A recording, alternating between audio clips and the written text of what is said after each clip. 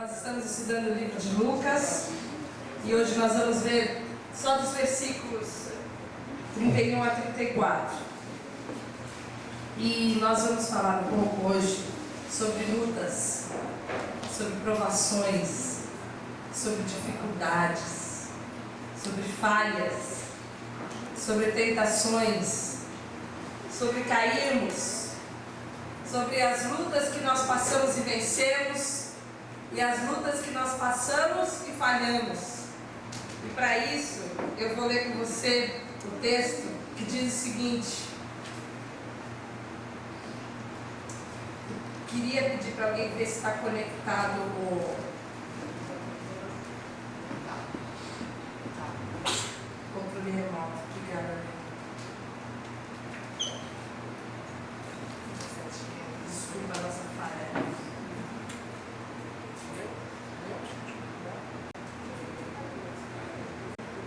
Tá com mal contato? Aqui não subiu o negocinho. Vai dentro? Vê se vai dentro. Vai dentro. Não sei por quê. O texto diz o seguinte, vamos ler? Simão, Simão, Satanás pediu vocês para peneirá-los como trigo, mas eu orei por você, para que a sua fé não desfaleça. E quando você se converter, fortaleça os seus irmãos. Mas ele respondeu, estou pronto para ir contigo para a prisão e para a morte. Respondeu Jesus, eu lhe digo, Pedro, que antes que o galo cante hoje 3 vezes, você negará que me conhece. Funcionou, obrigada. Eu não sei você, se você já fez essa oração de agradecimento por não ter conhecido Jesus naquela época. Naquela época, por não ter sido discípulo de Jesus naquela época, do lado de Pedro, onde ao invés de estarem registrados os erros e as falhas e os defeitos dele, estariam registrados os nossos. Porque não é só Pedro que falhou, nós falhamos muito mais feio do que ele. A verdade é que ele era um tipo de porta-voz dos discípulos. Ao longo do Evangelho de Lucas, nós temos visto quantas vezes que ele representou uma ideia de todos os discípulos. Mas porque ele era o cara que falava, ele muitas vezes falou o que não devia, na hora que não devia, da forma que não deveria. E por muitas vezes ele foi chamado a atenção, mas se não fosse ele, seríamos nós. E na sequência da história que nós lemos em Atos dos Apóstolos, e nós vemos também nas cartas de Paulo e na própria carta que o Pedro escreveu, nós vemos que ele era um homem que depois se tornou líder da igreja primitiva. Ele foi alguém que conheceu a graça de Deus. Ele foi alguém que teve lá as suas verrugas, mas ele é uma esperança da manifestação da graça de Deus para nós hoje, que como Pedro também falhamos, que como Pedro também erramos, que como Pedro também passamos pela peneira algumas vezes, e como Pedro também algumas vezes somos afligidos e passamos por provações. E nós vamos estudar hoje os motivos das nossas provações, o objeto da nossa provação, o escape para a provação e o propósito para a provação. E a primeira coisa que nós podemos ver é que existe algo por trás do nosso fracasso espiritual. No momento em que nós estamos passando por uma luta, no momento em que nós estamos passando por uma dificuldade muito grande, algo forte que mexe com as estruturas da nossa vida, existe um agente, existe um inimigo, existe uma força externa que age dentro desse contexto da provação. E o texto que nós estudamos começa com Jesus dizendo, Simão, Simão, Satanás pediu vocês para pendeirá-los como trigo. E esse pendeirá-los, eu trouxe até a imagem para vocês verem, é o da peneira mesmo, daquela peneira antiga, onde você agita violentamente, sacode, chacoalha, cai tudo aquilo que é impureza, tudo aquilo que fica separado, o puro do impuro, o que presta do que não presta, o que é real do que é casca, do que não é essência, do que é superficial e do que não presta para nada. E nesse momento, essa peneira, essa sacudida rápida, Jesus usa como um exemplo, uma metáfora para explicar o tamanho, a intensidade da provação que aqueles discípulos estavam juntos, estavam com Jesus durante esses 3 anos, mas em breve eles estariam separados de Jesus e eles iriam passar por uma provação muito intensa. E o texto diz, vocês no plural. Não era só Pedro que passaria por isso, todos passariam por isso. Isso seria um cumprimento de uma profecia já de Zacarias 13:7. Fere ao pastor, espalhar-se-ão as ovelhas, mas volverei a minha mão sobre os pequenos. E haver um momento em que o pastor Jesus seria ferido e aquelas ovelhas, aqueles discípulos seriam dispersados. O próprio Jesus, dentro do contexto desse texto, em Marcos 14, os versículos que antecedem essa advertência a Pedro são os seguintes. Depois de terem cantado um hino, saíram para o Monte das Oliveiras. Disse-lhe Jesus, vocês todos me abandonarão. Pois está escrito, ferirei o pastor e as ovelhas serão dispersas. Mas depois de ressuscitar, irei adiante de vocês para Galiléia. E aí Pedro fala, não, de jeito nenhum, eu não vou te abandonar. Eu estou contigo e não abro. Eu vou para o Senhor da morte, para a prisão, para tudo quanto é lado. Mas a verdade é que todos eles passariam por essa prova. Todos eles passariam por essa peneira. E aí você pensa comigo. Até esse momento, o intento diabólico, todo o movimento do diabo era de levar Jesus para a cruz. Dentro do mecanismo de pensamento lá, ele entendia que a cruz seria a derrota de Jesus, que a cruz iria frustrar os planos de Deus. Por isso, Satanás move o coração de Judas, como nós já vimos. Ele toma ali aqueles líderes religiosos a fim de que eles engendrem um plano para levar Jesus para a cruz.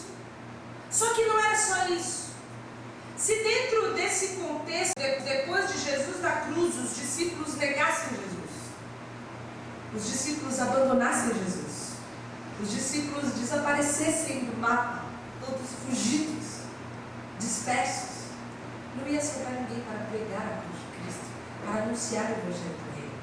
Não ia sobrar ninguém para veicular o que Pedro fala, depois de 3.000 se convertem. Então a ideia não era só acabar com a vida de Jesus na cruz, mas também de peneirar todos aqueles discípulos, de trazer uma intensa aprovação para todos eles, o coração em profunda angústia, a fim de que eles também abandonassem a fé, a fim de que eles também abandonassem a crença em Cristo como o Messias de Deus. E nesse momento nós não teríamos os Atos dos Apóstolos, nós não teríamos as cartas de Paulo, as cartas de Pedro, as cartas de João, nós não teríamos João tendo a revelação do Apocalipse na ilha de Patmos. Ia ser o fim do Evangelho aqui em Lucas. Então havia um intento maligno, havia um inimigo por trás de toda essa aprovação de que eles passariam, e eles eram os candidatos em potencial. Eles eram fracos, eles estavam com dúvidas, eles estavam, como nós vimos na semana passada, autocentrados, cheios de egoísmo. Eles tinham um sentido especial para correr atrás da glória, do poder e do trono. Eles eram candidatos em potencial e Satanás estava com um leão, vendo o momento em que poderia tragá-los. E tem mais uma coisa, talvez a mais interessante, é que Satanás pediu autorização para isso. O texto diz, Satanás pediu para peneirá-los com trigo. Havia uma permissão para que Satanás pudesse provar esses discípulos. Isso nos lembra a história de Jó.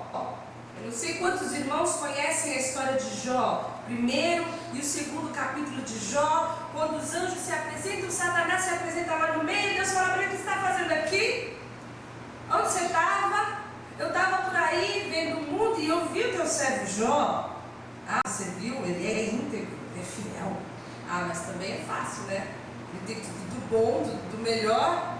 Mexe nas coisas dele. Eu quero mexer nas coisas dele para ver se ele vai ser fiel mesmo. E Deus permite. E aí, você lê o capítulo 1, quando a casa cai, os filhos morrem, ele pede os rebanhos. E aí ele chega de novo e fala, tá vendo? A mulher dele deu uma cutucada nele, mas ele se manteve firme. Ele não amaldiçoou o Senhor. Ah, mas pele por pele. Deixa eu tocar no corpo dele para ver se ele vai te amaldiçoar ou não vai te amaldiçoar. E aí ele é tomado por aquelas úlceras enquanto ele está lá se coçando. Mesmo assim, ele não amaldiçoou o Senhor. E no final do capítulo, lá no versículo, você vê ele falando que antes ele conhecia o Senhor de ouvir falar. Mas agora os olhos contemplaram o Senhor. Ele teve a permissão, porque Deus sabia que Jó era capaz de segurar o tranco. Dessa mesma maneira, ele teve a permissão para sacudir, para agitar e para peneirar a vida dos discípulos. E no comentário de Lucas, Leon Morris fala o seguinte: Satanás não tem direito nenhum aqui. Ele pode pedir, mas é Deus quem é supremo. Segue-se que as provas e os testes que vêm ao povo de Deus somente são aqueles que Ele permite.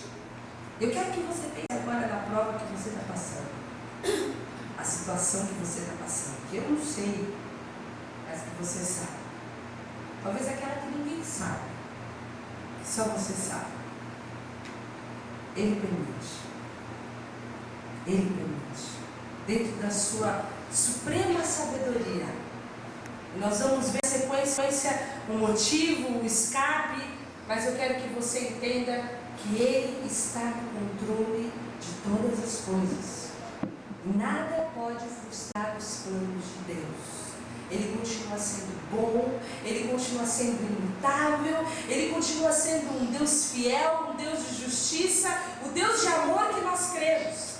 E o mais interessante de tudo isso é que o inimigo vai tentar atingir os propósitos deles de mal nas nossas vidas. Mas Deus converte, Deus anula e Deus transforma tudo isso em bem e para o seu propósito. Deus transforma essa luta, essa situação que você está vivendo a fim de que haja arrependimento, como nós vamos ver, o fortalecimento dos irmãos da igreja e a glória de Deus. Deus usa, Deus permite, mas o importante é, quando você olhar para a situação que você está vivendo, é que você não subestime que existe algo por trás disso que você está passando. Existe um inimigo por trás de tudo isso que nós estamos vivendo. Não há uma ignorância a respeito das coisas espirituais. Nós temos que entender que existe o diabo ao nosso derredor querendo devorar a nossa fé, destruir a nossa fé. A tristeza que você sente, existe um inimigo por trás dela.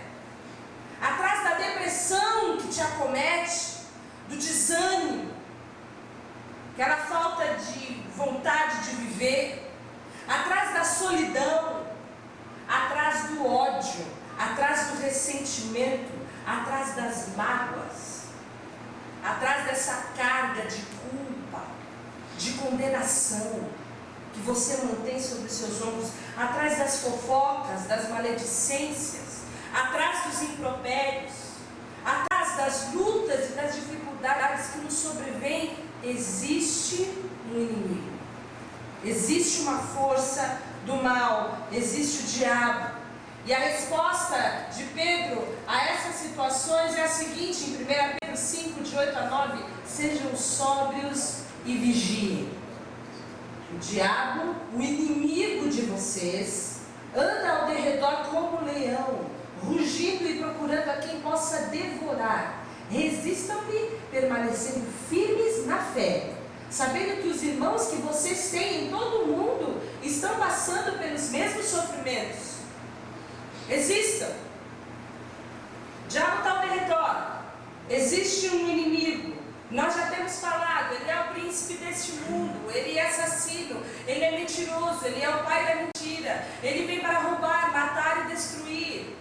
Nós não vamos passar muito tempo, muito ibope para o inimigo, nós já sabemos a forma e os intentos e já vimos até como ele age através das brechas que nós deixamos nas nossas vidas, cega o entendimento para que não seja resplandecida a luz do Evangelho. Existe um inimigo, mas tem mais, existe um outro inimigo pior ainda.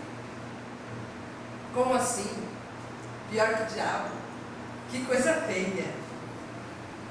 Existe um pior ainda, e é o eu.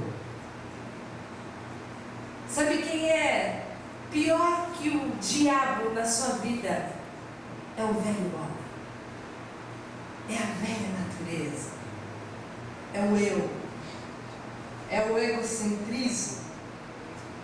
E a resposta de Pedro, a advertência carinhosa de Jesus, a advertência carinhosa de Jesus foi: não, eu estou pronto para ir contigo para a prisão e para a morte.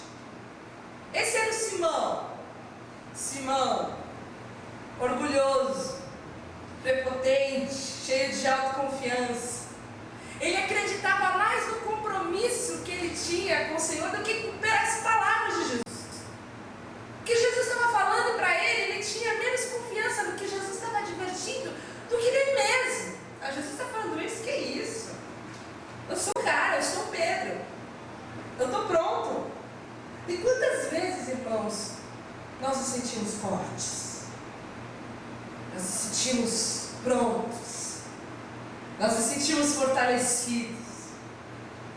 Paulo nos ensina que quando nós somos fortes, quando nós somos bons, e a soberba sobe do nosso coração e atinge níveis perigosos, Deus nos abate.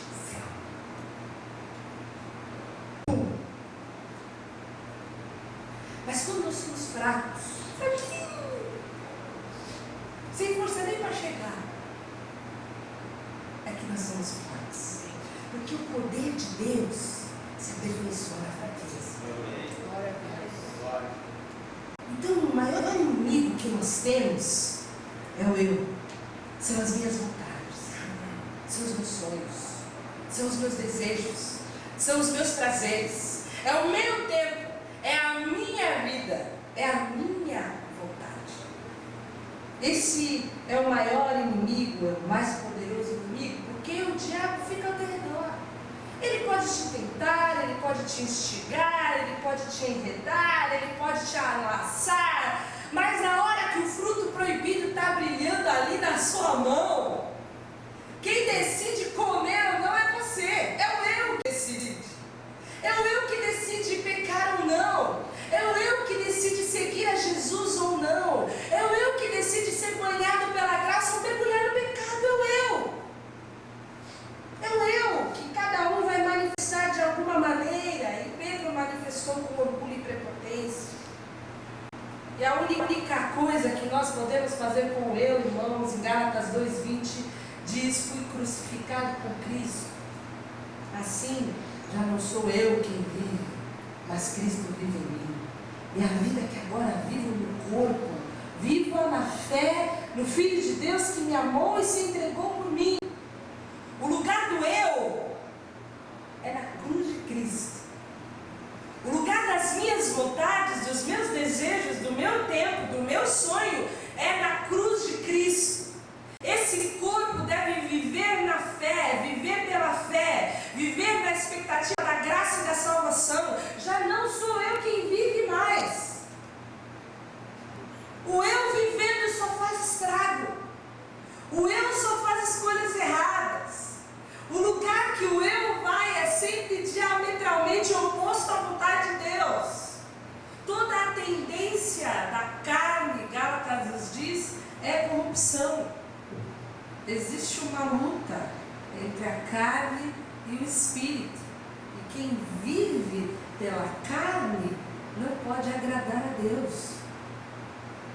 Se você quer agradar a Deus, o único jeito é pendurando o eu na cruz do Calvário de Cristo. Ele é um inimigo terrível que está por trás das maiores provações e das maiores dificuldades que nós passamos? E qual é o objeto do nosso fracasso? Qual é o alvo da nossa provação? O verdadeiro motivo pelo qual nós falhamos? Qual é o nosso ponto fraco? Quando nós temos uma dificuldade, é a fé. A nossa dificuldade maior é a falta de fé. Quando nós olhamos para o nosso casamento, nós vemos que não tem mais jeito, o problema não é a mulher chata, é a falta de fé. Naquela situação do seu trabalho, que você olha e você vê que aquilo lá também não tem mais jeito, é a falta de fé.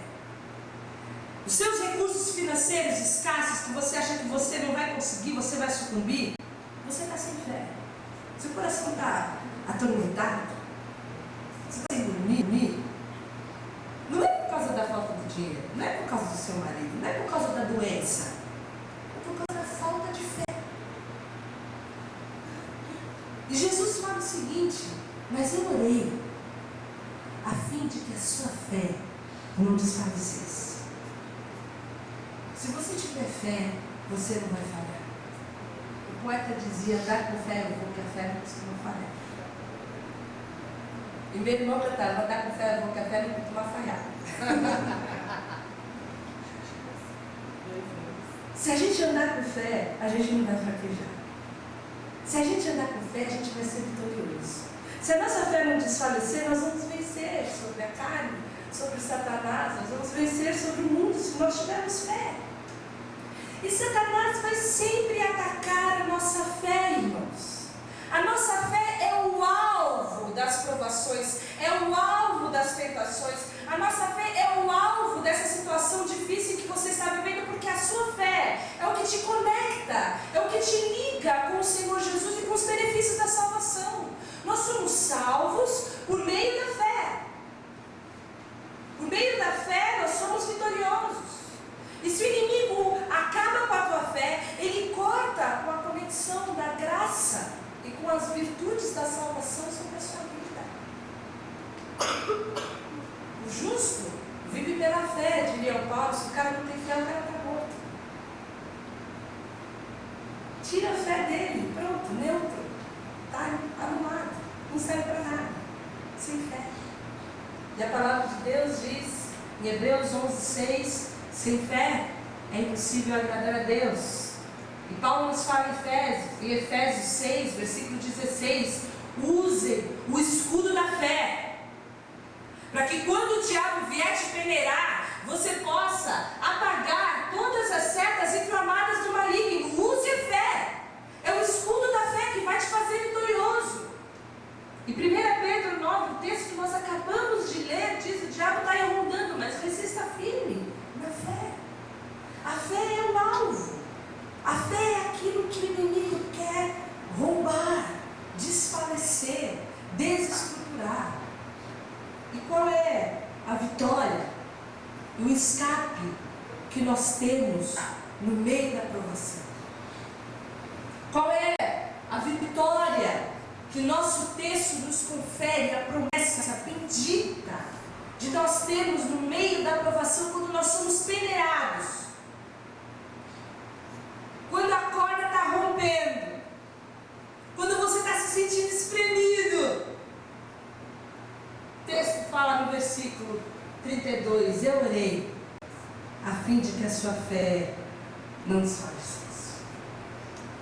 Esse versículo para mim, essa semana, irmãos, como um corpo novo, foi uma das maiores declarações que eu já ouvi, que trouxe uma verdade profunda ao meu coração. Que Jesus orou, Jesus ora e Jesus intercede por nós quando nós estamos sendo peneirados. É uma oração que não tem como não ser atendida. É o Rei dos Reis, é o Senhor dos Senhores, é o Filho amado de Deus pedindo. E tem gente que fica perdendo tempo aí com Nossa Senhora Aparecida, São Judas, tadinho, com São Pedro, São Jorge, Santo Antônio. mediador, o nosso Deus poderoso, soberano, está intercedendo por nós quando nós estamos no meio da dificuldade. Ele é o sumo sacerdote. Ele é aquele que tem liberdade na presença de Deus. E Satanás quer te provar. Satanás quer destruir a tua fé. De vez em quando ele deve aparecer lá diante de Deus, que o Apocalipse fala que ele está lá de dia e de noite. De dia e de noite para trazer condenação e acusação sobre nós. Deixa ele comigo. Está muito forte, está dando muito glória a Deus, está lendo muita Bíblia. Está indo tudo muito bem na vida dele. Deixa eu dar uma mexida, uma chacoalhada na vida dele. Tira um pouco de dinheiro dele, dá um pouco de doença para ele. Faz o seguinte, Deus, tira alguém que ele ama. Tira, mexe nas estruturas da família aí. Vamos ver se ele não vai te negar ou não vai. Vamos ver se ele vai amaldiçoando. Esse igreja está muito forte, muito liga. Tira o pastor deles para ver o que vai acontecer. Vamos ver se eles vão perseverar ou não. E sabe o que acontece, irmãos? Se Jesus não estivesse orando por nós, talvez a gente sucumbisse mesmo. Se Jesus não estivesse intercedendo por nós, talvez a nossa fé falhasse mesmo. E talvez nós não conseguíssemos nos manter salvos. Se dependesse de mim para eu me manter salva, eu estava fumada também. Mas a esperança que nós temos é que a minha fé é operante não por minha causa, mas por causa de quem protege a minha fé. Que é por causa de Jesus que está intercedendo por mim, para que a minha fé nesse momento não desfaleça. Ele está intercedendo por você para que a sua fé, nesse momento de dificuldade que você está vivendo, não desfaleça. Para que você se mantenha firme, porque Ele é o autor e o consumador da fé. É Ele quem traz a fé e consuma a fé nos nossos corações. De forma que se o inimigo der uma rondada lá no céu, e hoje vier com esse papo de acusação contra nós, contra mim, contra você, nós temos uma certeza em Romanos 8,34, que ninguém pode nos condenar. E ninguém pode nos acusar. Paulo fala, quem nos condenará? Foi Cristo Jesus que morreu, e mais, que ressuscitou e está à direita de Deus e também intercede por nós. Ele continua operando a nossa salvação todos os dias, para que a nossa fé não desfaleça. Essa intercessão nos justifica. Essa intercessão tira de nós a condenação. Essa intercessão, na continuidade de Romanos 8, vai fazer com que nada nos separe do amor de Deus. Porque nós somos justificados e nada pode nos separar do amor de Deus enquanto Ele nos ama. E quando Ele intercede por nós com amor, e quando Ele é por nós, irmãos, ninguém vai ser contra nós. Porque se Deus é por nós, ninguém é contra nós. E essa é a certeza, e esse é o escape que nós temos no momento da provação. De que Deus intercede por nós, e que a nossa fé não vai desfalecer. A nossa fé não vai desfalecer. E como Deus ora por nós, nós não sabemos. Nós temos um exemplo em João 17, talvez tenha sido essa oração que Jesus fez por aqueles discípulos naquela hora. Ele diz o seguinte, eu colei só alguns versículos, depois você pode ler na sua casa. Eu revelei teu nome àqueles que do mundo me deste. Jesus está falando com o Pai. Eles eram teus, tu os deste a mim, e eles têm guardado a tua palavra. Pois eu lhes transmiti a palavra que me deste, e eles as aceitaram. Eles reconheceram de fato que vim de ti e creram que me enviaste. Eu rogo por eles. Não estou rogando pelo mundo, mas por aqueles que me deste, pois são teus. Pai Santo, protege-nos em teu nome, o nome que me deste, para que sejam um, assim como somos um. Não rogo que os tires do mundo, mas que os proteja do maligno. Agora o que nós temos aqui, irmãos, nos versículos em negrito, nós temos uma fé genuína. Nós temos uma fé verdadeira. Jesus intercede por aqueles que creram.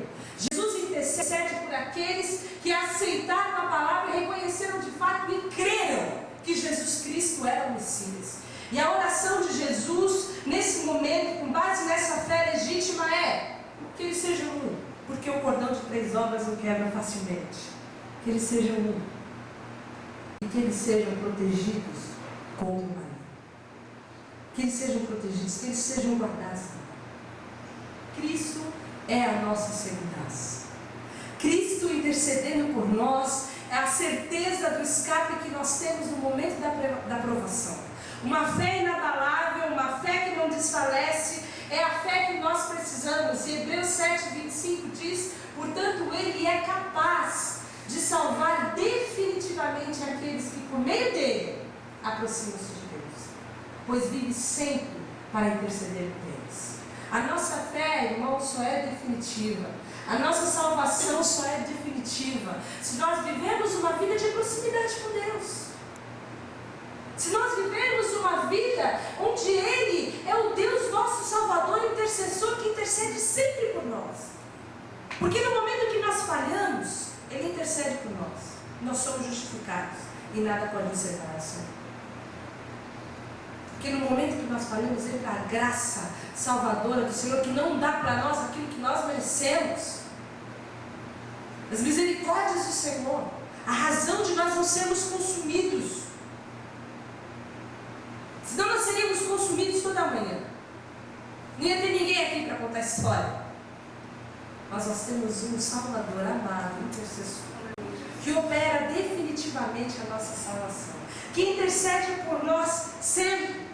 Ele é o sumo sacerdote, e as tribulações, as aflições, as angústias que nós passamos, irmãos, são muitas. E você não sabe as provações que os irmãos passam porque você não vem na quarta-feira. São muitas situações, tribulações, dificuldades. O Senhor conhece. Ele conhece e Ele se importa. Ele conhece e Ele roga por você. Ele conhece e Ele intercede por você. E o texto de Judas diz que Ele é poderoso para vos guardar de tropeçar e apresentar-vos ante a sua glória imaculados e jubilosos. Ao único Deus, nosso Salvador, por Jesus Cristo, nosso Senhor, glória, majestade, domínio e poder, antes de todos os séculos e agora e para todos sempre. Amém. Ele é o nosso escape, é a Ele toda a glória, a Ele todo o domínio, a Ele todo o poder, porque Ele nos guarda de tropeçar. Ele nos guarda do maligno. Ele intercede por nós. E aí você me pergunta, qual é o propósito, então, dessa aprovação? Para que passar por isso? Por que eu estou passando por isso que eu estou passando? E eu vou te dar três propósitos. Talvez o Espírito Santo revele um quarto, um quinto no seu coração. Esteja com seus ouvidos espirituais abertos para ouvir a voz do Espírito Santo. Mas o primeiro deles está no versículo 32, na verdade, dois deles no versículo 32. E o versículo 32, Jesus fala para Pedro: quando você se converter, fortaleça os seus irmãos. E o primeiro motivo que nós vemos é o arrependimento. Quando você se converter. Motivo pelo qual aqueles que passam pela aprovação e falham, você passa pela tentação e peca. Você desce ladeira abaixo e quando você vê, você está lá mesmo, é no fim do poço. Tem uma razão pelo qual isso acontece. É para que você possa se converter. Existe algum tipo de tristeza, a palavra fala, que é uma tristeza para o arrependimento. Existem algumas situações que acontecem na sua vida que você não está entendendo, aquela coisa que sobe, a coisa toda estoura, e você tem duas opções: ou você se arrepende e muda de vida, ou você continua na patifaria daqui para frente e aí você não volta mais. E é nesse momento em que você tem que fazer uma opção. É nesse momento em que você pode se converter, mudar de atitude e achar o caminho da graça. Porque o pecado manifesto precisa ser confessado.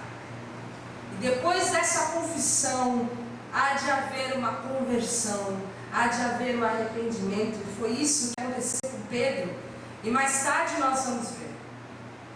É para isso que a graça de Deus nos alcançou, para trazer uma completa restauração, para trazer mudança de sentido. A conversão é isso, você estava indo para lá, aí você faz uma conversão e você volta e vai para o outro lado, outro caminho, outro sentido. E Atos 3,19 fala: arrependam-se, pois, e voltem-se para Deus, para que seus pecados sejam cancelados. Arrependam-se, façam a conversão, para que seus pecados sejam cancelados. E 1 João 2,1 fala: meus filhinhos, escrevo-lhes essas coisas para que vocês não pequem. O ideal é que você não peque, mas se alguém pecar, você tem um intercessor. Você tem um intercessor junto ao Pai, Jesus Cristo, o justo. Você vai pecar, mas Ele está orando por você. Quando você pecar, pensa nisso. Ele está orando por você, Ele é um intercessor. Para que você se arrependa e para que você mude de vida. Para que o arrependimento seja uma conversão. E a partir dessa conversão haja a completa restauração pela graça de Deus. É isso que deve gerar. Quando você cair, quando você pecar, ao invés de você se chafurdar na culpa. Eu era assim, nossa, eu vivia uma vida de honestidade com Deus, de seriedade, de compromisso. Deus me usava, eu era uma bênção, agora eu estou vivendo nessa vida, eu não consigo sair dessa situação. Irmão, se converta. E quando você se converter, fortalece o seu irmão. E esse é o segundo propósito. Quando você se converter, fortaleça o seu irmão. Deus permitiu que Pedro fosse provado para que ele pudesse fortalecer os outros depois, fortalecer a igreja de Jesus depois. Havia muita coisa nele que precisava mudar, ser transformada, assim como nas nossas vidas, irmãos. A verdade é que existe uma diferença muito grande entre o conhecimento teórico, esse conhecimento que a gente guarda na cachola, e o conhecimento prático, a experiência cristã, uma experiência pessoal e verdadeira com Deus. E às vezes nós vamos para determinadas situações, somos levados para determinadas situações intensas, onde lá nós vamos conhecer o poder de Deus. E lá naquele momento de dificuldade, naquela escola de Deus, onde nós vamos aprender quem Deus é, o amor de Deus, as misericórdias de Deus, a graça de Deus, como eu sou pecadora, como eu sou destituída da glória de Deus, como as minhas inclinações são todas para a carne, para o mal, para o pecado. Lá naquele lugar, eu vou conhecer a graça de Deus. E aí eu vou poder dizer para o meu irmão assim: eu sei o que é que você está passando. Eu já passei por isso também. E aí eu vou poder fortalecer o irmão. Isso se chama amadurecimento espiritual. E se você está passando por algumas dificuldades, pode ser que você esteja sendo forjado, preparado, adestrado, amadurecido. E você deve absorver o máximo daquilo que Deus tem gerado no seu coração nesses dias, para que você possa fortalecer os irmãos. Porque nós vimos em 1 Pedro também, que ele fala: você está passando por isso? Poxa, mas a igreja está passando por isso no mundo todo. Está todo mundo sendo afligido, está todo mundo sendo provado, está todo mundo tendo que lidar com o eu, está todo mundo sofrendo com as setas inflamadas do maligno.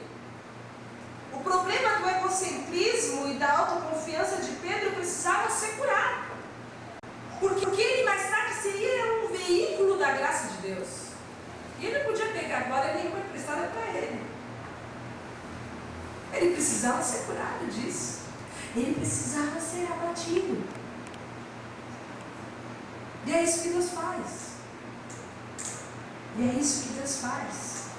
E nós estamos sendo experimentados por Deus, para que a gente possa dizer com Paulo: eu posso todas as coisas naquele que me fortalece. Nós estamos sendo adestrados para que a gente possa dizer: sei o que é passar necessidade, sei o que é ter fartura. Nós estamos sendo adestrados para que a gente possa dizer: aprendi o segredo de viver contente em toda e qualquer situação. Enquanto você não aprender o segredo de viver contente em toda e qualquer situação, pode ser que a situação de provação não mude na sua vida. Porque nós estamos passando por isso para dizer: seja bem alimentado, seja com fome, tendo muito ou tendo passado necessidade, eu tudo posso naquele que me fortalece. Eu sei andar acompanhado e eu sei andar sozinho. Eu sei andar empregado e eu sei andar desempregado. Eu sei ter paz na minha casa e eu sei também estar em guerra, submisso à vontade de Deus. Eu posso todas as coisas naquele que me fortalece. Eu sei ser saudável e eu também sei ser doente. E não é isso que a gente ouve pegando por aí, irmãos. Eles rasgam esse texto e eles colam por cima o outro dizendo assim: eu sei ser vitorioso, eu sei ser próspero, eu sei ser saudável, eu sei ser cabeça e não por cauda. E não é isso que Paulo está falando. Ele está falando: eu sei passar em toda e qualquer situação. Eu aprendi o segredo de ser contente. Eu estou passando por essa aprovação, mas eu vou fortalecer os meus irmãos. Estou eu passando aqui, o outro passando lá, nós vamos juntos. Nós estamos aqui para fortalecer uns aos outros. Isso é ser igreja. Não é você lançar a culpa sobre o irmão, não. Não é apontar o dedo sobre o irmão também, não. Não é dizer para o irmão: olha, você vai ter e acontecer. Não se frustra com Deus, porque é o evangelho meia boca, onde se conta só metade da verdade. Porque nós temos vitória sim em Cristo Jesus, temos prosperidade sim em Cristo Jesus. Em Cristo Jesus nós temos toda a segurança, mas não é só isso. Em Cristo Jesus nós também estamos sendo forjados, amadurecidos, para que a gente possa fortalecer o nosso irmão. E é nesse momento que nós entendemos o motivo da provação. E existe um terceiro motivo, que é que nós sejamos para a glória de Deus. Quando nós somos provados e falhamos, irmãos, o eu é o pano de fundo para a graça de Deus. Quando eu peco, eu tenho um arrependimento gerado pelo Espírito Santo.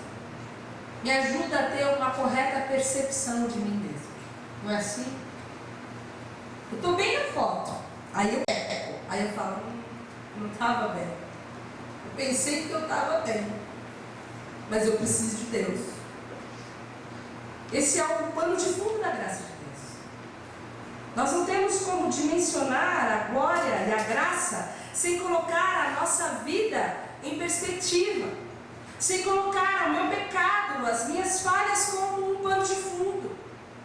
E o arrependimento me ajuda a perceber as falhas, os meus erros, e que eu posso ser melhor para Deus. As provações têm esse sentido, de nos mostrar que nós precisamos de Deus. Que quando nós somos fortes, nós estamos sendo fracos. Mas quando nós somos fracos, é que nós somos fortes. Porque é o poder de Deus que vai ser aperfeiçoado em nós nesse momento. E é por isso que João falava: eu preciso diminuir para que ele possa crescer. Eu não sei quantos irmãos antigos vão lembrar que meu pai sempre citava uma frase do John Wayne, que veio pregar na nossa comunidade, gente, há coisa de 7, 8 anos atrás. 10 anos atrás. E ele dizia o seguinte: como é que a gente pode exaltar um Deus cujo céu está nos seus pés? Como que nós podemos exaltar um Deus que os anjos clamam de dia e de noite: santo, santo, santo é o Senhor dos Exércitos? Como eu posso exaltar o Senhor? É diminuindo, é reconhecendo quem eu sou, a minha vida, o meu pecado, a minha falha. O arrependimento gerado pelo Espírito Santo vai ser o pano de fundo para que eu possa conhecer a graça de Deus e dar glória a Deus. Em segundo lugar, quando nós somos provados e somos vitoriosos, o nome de Deus é exaltado. 1 Pedro 1, versículos 6 e 7 diz o seguinte: nisso vocês exultam, ainda que agora, por um pouco de tempo, devam ser entristecidos por todo tipo de provação. A provação traz tristeza. A provação traz angústia. A provação traz peneira. E Pedro fala, assim acontece para que fique comprovado que a fé que vocês têm, muito mais valiosa do que o ouro que perece, mesmo que refinado pelo fogo, é genuína e resultará em louvor, glória e honra quando Jesus Cristo for revelado. As provações acontecem para que a nossa fé possa resultar em louvor, glória e honra quando Jesus Cristo for revelado. Essa fé que é o alvo, essa fé que é o alvo da provação, ela está sendo testada no fogo. Vai sobrar dessa fé só o que é genuíno. A provação refina a nossa fé. A provação mostra que tipo de fé que nós temos, que tipo de Deus que nós cremos, como nós falamos a semana passada à noite. Quanto mais nós temos uma percepção de quem é Deus, mais isso muda, mais isso mexe com as estruturas da nossa vida, mais isso aumenta a nossa fé. E eu sei que eu tenho Deus bom, e eu sei que eu tenho um Deus sábio, e eu sei que eu tenho um Deus santo, eu sei que eu tenho um Deus criador, um Deus onipotente, um Deus onipresente, um Deus imutável. Esse é o Deus que eu creio. Isso refina a minha fé na hora da provação, para que nisso possa resultar louvor e glória e honra quando Jesus for revelado. Eu não sei qual é o tipo de luta e de provação que você enfrenta. De alguns a gente sabe, mas de outros não. Mas, irmãos, nós temos dois agentes agindo contra nós. Nós temos o diabo e nós temos o eu. Nós temos o diabo rugindo, tentando peneirar, tentando matar, tentando destruir. E nós temos o eu, cheio de vontade, de desejos, de prazer, super proativo, eu. Cheio de intenções, de ideias, de sonhos, age o tempo todo na nossa vida. E o destino dos dois é a cruz de Cristo. Porque na cruz o eu é crucificado. E na cruz Jesus derrotou o diabo, expôs publicamente, triunfou sobre ele. Na cruz do Calvário. Na cruz do Calvário ele despojou potestades e principados. Para os nossos inimigos nós já temos a cruz. E o alvo da aprovação é a nossa fé. Se a sua fé falhar, se a sua fé vacilar, você pode estar andando sobre as águas que você vai afundar. Você pode estar andando sobre as águas. Se a sua fé falhar, se você duvidar, você vai afundar. Não tem problema Jesus falar para você, porque Ele está intercedendo. Ele está orando por nós, para que a nossa fé não desfaleça. E essa é a grande notícia. E é isso que deve encher os nossos corações. Que quando nós nos aproximamos de Deus, de um Deus que intercede eternamente, incessantemente por nós, a nossa fé, a nossa salvação é definitiva. Ele está nos justificando, Ele está nos curando, Ele está nos adestrando, para que nós possamos nos arrepender, para que nós possamos fortalecer os nossos irmãos e para que nós possamos ser para a glória de Deus. É para isso. E a palavra de Deus diz, 1 Coríntios 10, versículo 12 e 13. Assim, aquele que julga está firme. Cuide-se para que não caia. Você está firme? Você está bem? Você vai com o Senhor para a morte, para a prisão? Cuide para que você não caia. Não sobreveio a vocês tentação que não fosse comum aos homens. E Deus é fiel. Ele não permitirá que vocês sejam tentados além do que podem suportar. Mas quando forem tentados, Ele lhes providenciará um escape para que possam suportar. Nós seremos tentados, sim, por permissão de Deus. Só naquilo que a gente pode suportar. E quando nós estivermos lá, com a peneira, para lá e para cá, sambando na peneira, Ele, o nosso intercessor, vai nos providenciar escape. Não é uma maravilha isso, irmãos? Não é uma promessa bendita que deve encher o nosso coração de esperança no momento da necessidade, no momento da provação, no momento da dificuldade? Tentado sim, mas não falhando, não fraquejando, não titubeando, não vacilando, sustentados por aquele que pode nos guardar de tropeçar. E Hebreus 4,15 diz: pois não temos um sumo sacerdote que não possa padecer-se das nossas fraquezas, mas sim alguém que, como nós, passou por todo tipo de tentação, porém sem pecado. Sabe por que Ele pode interceder por nós? Porque Ele passou pelo que a gente passou. Ele sabe. Ele pode fortalecer as nossas vidas. Ele pode orar para o Pai para que a nossa fé não desfaleça. Ele é o sumo sacerdote que se compadece das nossas fraquezas. Irmãos, Ele se importa. Ele sabe pelas provações que nós passamos. Ele conhece as nossas angústias. Ele conhece as nossas tristezas. Ele sabe das nossas necessidades. Ele sabe quando a despesa é maior que a receita. Ele sabe quando o marido não ama mais. Ele sabe quando a pessoa é rejeitada. Ele entende quando a pessoa está sentindo solidão, está sentindo sofrimento. Ele também passou por isso. Ele gritou porque me desamparaste. Ele também se sentiu sozinho. Ele conhece as nossas dores, irmãos. Você sente dor? Ele também sentiu. Você está tendo a sua saúde abalada? Ele também teve. Qual é o problema que você tem que Ele não possa se compadecer? Ele pode se compadecer.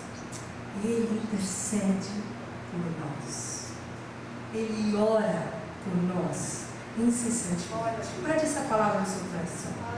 Para que seu coração seja cheio de esperança, da promessa, da presença de um Deus que se importa, de um Deus que intercede, de um Deus que não permite que a nossa fé desfaleça, que a nossa conexão, que a nossa ligação, que o meio pelo qual nós somos salvos não se extingua.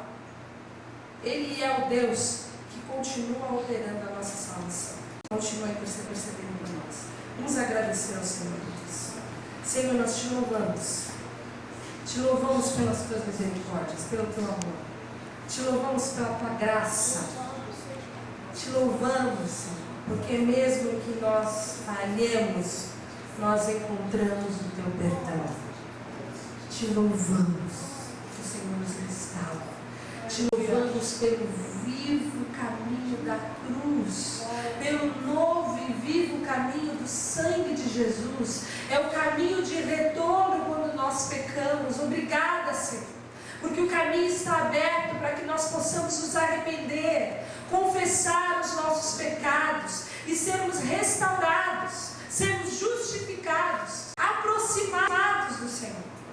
Pedimos, ó Deus, que o Senhor nos fortaleça nesse período de luta, nesse período de angústia e de dificuldade que todos os irmãos passam em todos os lugares do mundo, para que possamos ser fortalecidos uns pelos outros, para que no momento da dificuldade nós possamos dizer que nós podemos estar contentes em toda e qualquer situação, para que possamos resultar em glória, em louvor, em poder, em domínio para o teu nome, porque a nossa fé, no momento da prova, no momento da peneira, no momento do fogo, está sendo refinada por causa das tuas misericórdias, por causa das tuas orações, por causa do fortalecimento que vem ao nosso coração pelo Espírito Santo de Deus. Fortalece, Senhor, cada um dos meus irmãos. Troca, Senhor, as reclamações, as murmurações, por um canto de louvor, de adoração. Substitua, Senhor, na vida de cada um dos meus irmãos, pela ação do Teu Espírito Santo,